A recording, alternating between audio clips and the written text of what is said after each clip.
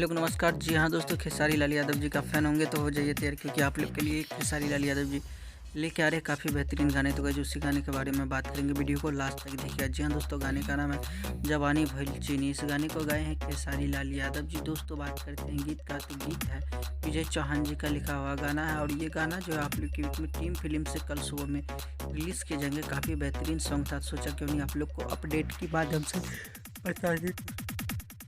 तो दोस्तों बताना चाहूँगा कि शिल्पी राज और खेसारी लाल यादव जी ने ये गाना गाया है, और team film Bhojpuri YouTube channel से गाना आएगा तो अच्छा ही लगेगा। ये गाना ऑडियो सॉन्ग आ रहा है, वीडियो बहुत जल्दी देखने को मिलेगा। मिलते हैं नेक्स्ट वीडियो में, तब तक के लिए बाय, टेक केयर।